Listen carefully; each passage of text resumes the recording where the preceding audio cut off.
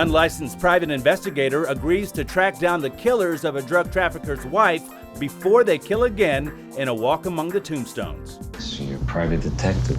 Unlicensed. I do favors for people. In return, they give me gifts.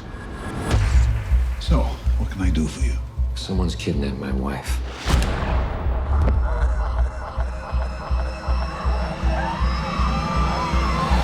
Can I confess something?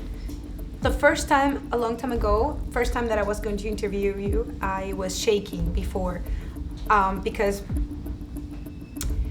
somehow I thought you were one of your characters, like a tough man with just this deep voice and this personality. And I was like, oh my God, if he's like, you know, his character is so intimidating. and then of course we find out that I'm a big teddy bear. No, well, I'm not. Okay, yes. Every single member of the press adores you. Everybody's like, oh, Liam, yes. You know, everybody loves to talk to you. Everybody Did you know that? Everybody got the check. Yeah, well, I haven't. Please say I'm nice. I haven't.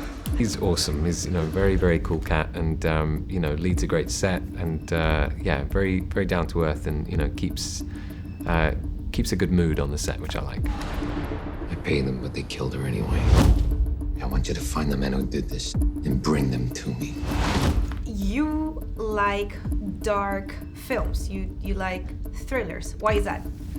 I like a lot of different kinds of films, but you know, one of the genres I enjoyed growing up was that kind of noirish thriller, the sort of you know, Sidney Lumet world, films like Dirty Harry, like Clute, like The Conversation.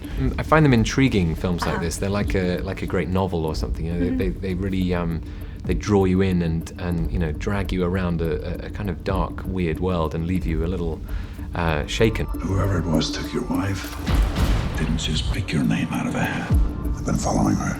I know your schedule. I've done this before. I'm not going to do it again.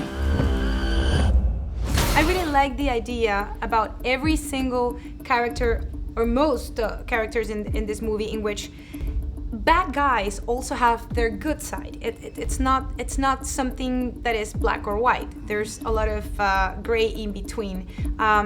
How do you balance that? I rely very much on the script, what's in the script. It's got to be, there's a saying, if it ain't on the page, it ain't on the stage. It's an interesting question, you know, when bad things happen to bad people, you know, how does that make us feel? And I think that's an interesting moral question that, you know, gets played with a lot in this film. Just looking for little moments to vary the personification of the character, you know? But you're right, there's no black and whites, it's all murky shades of gray. Well, that's actually what I liked about the film. That's real life too. Yeah, exactly. These guys are monsters. They're not human. How can I find them? It was an interesting challenge, you know, stepping into a new universe, and you know, it was great being led by Liam, who knows this world really, really well. I bet. He's one of the action heroes. He's a hard-boiled hero. Once they're in the van, they're just body parts.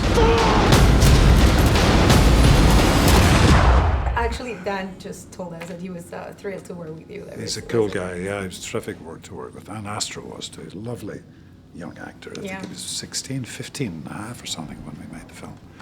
Lovely young actor. He's got a big career. If he decides, I know he's a rap artist, but if he decides to segue over to film acting, he's very, very good. You've dealt with situations like this? Not like this. I call son, won't you come?